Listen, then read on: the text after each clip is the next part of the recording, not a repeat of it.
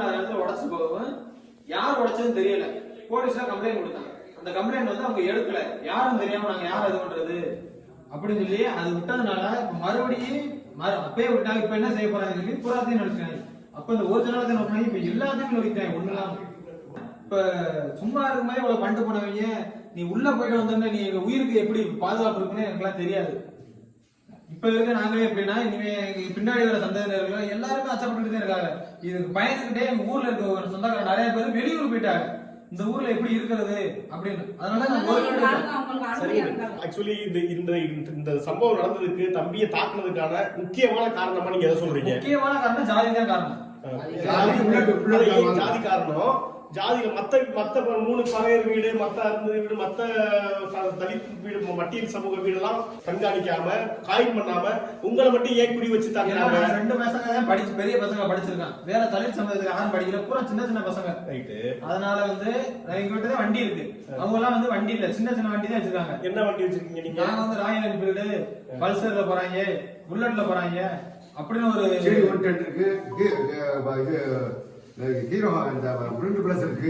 4 வண்டி நான் எடுத்துருக்கேன். இவ பரப்பை இந்த வீடு எப்படி கட்டுவேன்? எப்படி பரப்பை நான் சேரோடு கூட வந்து எப்படி வீடு கட்டுவேன்? நான் வீடு கட்ட ஆரம்பிச்ச இடம் ஆனது எனக்கு பிரச்சனை.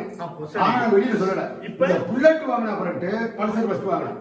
அதுக்கு அடுத்து பல்சர் வாங்கின அப்புறட்டு சிடி 110 வாங்கினேன். சிடி 110 வாங்கின அப்புறட்டு அடுத்து புல்லட் எடுத்தேன். புல்லட் எடுத்த உடனே அடுத்து அப்பவே புல்லட் எடுத்து கோயிலுக்கு எங்க வீட்டுக்கு என் வீடு அங்கே இருக்கு. என் அண்ணன் சொந்த அண்ணன் பையங்க என் வீடு அங்கே இருக்கு.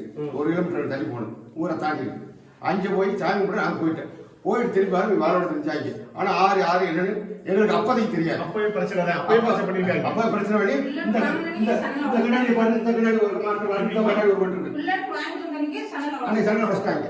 சண்டை உடச்சோடனே சார் எங்க சண்டை உடச்சிட்டாங்க. இந்த மாதிரி சந்தன கருப்பு எஸ்ஐ இருக்காரு. அவங்க சொந்தக்காரவர், அவங்க சாட்சிக்காரு சொந்தக்காரவர். அவங்ககிட்ட போய் என்ன சொல்லிட்டாங்க, சொல்லிட்டு கேஸ் கொடுத்து நாங்க வந்துட்டேன். வந்த உடனே இவங்க வீட்டுல விட்டு நான் இங்கே போயிட்டு இவங்களை வாழை தூக்கி நாடகம் எடுத்துருக்காங்க. கேஸ் கொடுத்து இங்கே தான் அன்னைக்கு வண்டி வாங்கினது புல்லட் வாங்கினதுக்காக. ஆமா, இவங்களை வாழை தூக்கிட்டு வந்துட்டாங்க. போலீஸ் தானே போயிட்டு வரீங்க. அவர் அங்கே சொல்லி கொடுத்தாரு. உங்களை கன்ஃபார்ம் பண்ணி தானே சொல்றாங்க அப்படின்னு சொல்லிட்டாரு. ஆனா நாங்க பேரை மென்ஷன் பண்ணல. அவன் பேரை மென்ஷன் பண்ணல. எங்களுக்கு யாரும் தெரியாது அப்படின்னு சேர்ந்து விட்டு மக்கா நாள் அதே மாதிரி சாயந்தரத்தை வெட்டுறாங்க. போன் பண்ணி சொல்லி ஒரு யதார்த்தமாக நின்றுபாங்க இருக்கு. அவரு இந்த வந்துட்டு வாங்கிட்டு வந்துட்டாரு. இங்க வாழை கண்டவன ஒழிச்சு போட சொல்லிட்டாரு. அவர் போன் பண்ணி சொல்லிருக்கணும். அவங்ககிட்ட அவன் ஒழிச்சு போட வரணும். ஒழிச்சு போடாம இவங்க ஒழிச்சு போடப்பட்டு எங்களை 2 வச்சு வந்து அடிக்க வராரு. ஐயா, இப்ப இந்த சம்பவத்துக்கு முன்னாடி அரெஸ்ட் பண்ணி உள்ள வச்சுட்டாங்க. சுத்தி இந்த பட்டியல் சமூகத்தை சார்ந்தவங்க யாருமே இல்ல, யாருமே இல்ல. உங்களுடைய பாதுகாப்பு நீங்க எப்படி நினைக்கிறீங்க? ஒவ்வொரு நிமிஷமும் உங்களுக்கு உயிருக்கு அப்பா இங்க உங்களுக்கு ஃபுல்லா பாதுகாப்பு இருந்தாலும் இருக்க முடியும் நினைக்கிறீங்க? ஆக்சுவலா இந்த சம்பவத்துக்கு ஏன்னா ஏற்கனவே இந்த பகுதி சிவகங்கை பகுதி குறிப்பா வந்து பிடாவூர், அவரங்காடு, கட்டிக்குளம் எல்லாம் வந்து ஒரு மோசமான பகுதிகள். எதுவுமே யோசிக்காம பண்ற பகுதிகள். ஏற்கனவே நடந்து நீங்க அனுசரிச்சு எவ்வளவோ பணிஞ்சு போயிட்டு இப்ப இந்த சம்பவம் நடந்திருக்கு. இது குற்றவாளிகள் அரசு பண்ணி உள்ள போட்டிருக்காங்க. இப்ப இந்த அவங்களால உங்களுக்கு எந்த அளவுக்கு பிரச்சனை, எந்த மாதிரி பாதுகாப்பு உங்களுக்கு வேணும் எதிர்பார்க்கறீங்க? ஒவ்வொரு இந்த நாடகம் கிடைக்க அப்படி வரக்கூடாது. எப்ப நாடகம் திருவிழா நடக்கல வரணும். யதார்த்தமா வந்து உட்காரக்கூடாது. கஞ்சா அடிச்சு அந்த கஞ்சா அடிச்சு தண்ணி அடிச்சுட்டு இந்த உட்கார்ந்து உட்காந்துக்கிட்டு அந்த மேடையில் உட்காந்துக்கிட்டு எங்க பொம்பளை நாங்கள் 6 மணிக்கு இங்கிட்டு போக மாட்டோம், அங்கே போக மாட்டோம். எங்க பொம்பளை பார்த்து அவ ஆத்தாங்க அப்ப பேசுவாங்க. தப்பா அசிங்க பேசுவாங்க. தண்ணி 5 முடிச்சுட்டு பாட்டு போடுறாங்க. வீட்டுக்குள்ளே போடுவாங்க. வேலை சுற்றி பாருங்க, வேலை சுற்றி பாருங்க. பாட்டு கிடக்கு. இப்போ கிடக்கு பாட்டு கிடக்கு. நான் வந்து எங்க குடும்பத்திலே முதல் பட்டதாரி மயங்கினே 3 பேர் பட்டதாரி. எப்படிமா நம்ம சொன்னோம்னா நம்ம மயங்கிற ஆள் கொண்டு வருவாங்க, வச்சுருவாங்க, யாருக்கு போடுறாங்க நம்ம சொல்ல மாட்டோம். வெளியில சொல்ல மாட்டேன். யாரும் கேட்டு கொடுக்க கிராமத்துல. இப்ப சம்பவம் நாளத்துல வெட்டினவங்களுக்கு வரக்கூடாது. மத்தவங்க வந்து என்ன ஆச்சு ஏதாச்சும் விசாரிக்கலாம். தூக்கிட்டு போகும்போது வெட்டம்போது யாருமே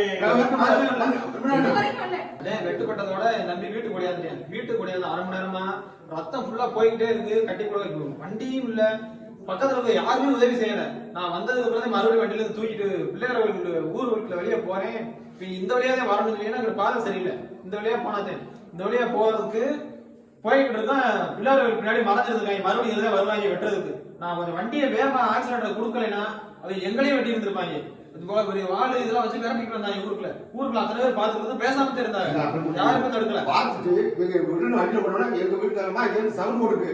கேட்டே தம்பி தம்பி தம்பி சவுண்ட் போட்டுருக்கு. இவன் அதை விரட்டிருக்காங்க. அந்த பக்கத்து வீட்டுக்கார பிடிச்சி இழுத்து போட்டு கதை வச்சு அடைச்சிட்டாங்க. இதெல்லாம் இப்போ அவ்வளவு பண்ணிருப்பாங்க. இவங்க நான் போலீஸ் ஸ்டேஷன் போயிட்டேன். நான் போலீஸ் ஸ்டேஷன் போன உடனே போலீஸ் வந்து கம்ப்ளைண்ட் கொடுக்க போறேன். மயிலை போட்டு ஹாஸ்பிட்டல் விட்டுட்டு போலீஸ் கம்ப்ளைண்ட் கொடுக்க போறேன். போன உடனே வாசப்படியோட நுழையில உங்க வீட்டை அடிச்சுட்டு வரங்கிறாங்க. பக்கத்து வீட்டுக்கார சொல்லிட்டாங்க. ஏன்னா அவங்க பேர் மென்ஷன் பண்ண அது வந்து அவங்களுக்கே சிக்கல். அவங்க ஆளுங்க உங்க வீட்டை 2 பேர் வந்து 3 பேர் வந்து உடச்சுட்டாங்க. ஆன சட்டில எல்லாம் உடைச்சாங்க சார். அங்கேயும் விரட்டிட்டு அதாவது நாங்க குடும்பத்தோட எல்லாரும் ஹாஸ்பிட்டலுக்கு போனோம்னா வீட்டுல யாருமே இல்லாம இருக்கவங்க கேட்டு எறி போச்சு. பூரா வீட எல்லாத்தையும் அடிச்சு வரைக்கிட்டாங்க. கண்ணாடி, மீட்டர் பெட்டி, சுவிட்ச் பாக்ஸ், சட்டி, ட்ரம், சோத்து பானை, கதவை போய் பாருங்க, வாட்டை வெட்டி நீங்க போகாம இங்க இருந்திருந்தா கடுமையா பாதிப்பு நடந்தது.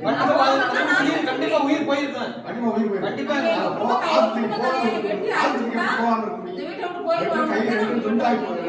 நரம்பு கட்டாயி போச்சு. ஆஸ்பத்திரிக்கு நான் போயிட்டேன். அப்ப இவனோட பொண்ணு போலீஸ்ல வந்துருச்சு. வந்த பிறகு அவனை ஹாஸ்பிட்டல் விட்டு நான் போலீஸ் போறேன். போலீஸ் போய் கம்ப்ளைண்ட் கொடுத்து ஏறேன். இங்க இருந்து போன குறிச்சு கேட்ட குறிச்சு வந்து கேட்ட குறிச்சு போயிட்டேன். கேட்ட குறிச்சு வந்து இங்க உடச்சிட்டு இருக்காங்க, அடிச்சு உடச்சிட்டு இருக்காங்க அப்படின்னு சொல்லி. இல்ல அந்த பாதிப்பு ஏற்படுத்தும் போது வெளியில இருந்து வந்தா ஒரு என்ன மாதிரி பாதிப்பு ஏற்படும் நினைக்கிறீங்க? வெளியில வந்து கண்டிப்பா எங்க உயிருக்கு மோசம் நடக்கும். இங்க ஒரு சாதாரண கண்டிப்பா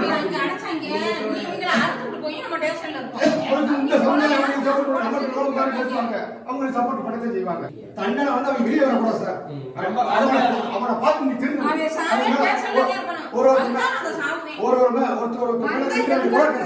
திருட்டு கேஸ் இருக்கு. 6 மாசத்துக்கு இங்க ஒருத்தர் சார் அவங்களுக்கு 2 பேர் முக்கியமான கட்சிக்காரர் இருக்காங்க. அதாவது வந்து ஸ்டேஷன்லயே அவங்க கம்யூனிட்டி இருக்கவங்க அவங்க சப்போர்ட் பண்றாங்க, ஒன் சைடு பண்றாங்க.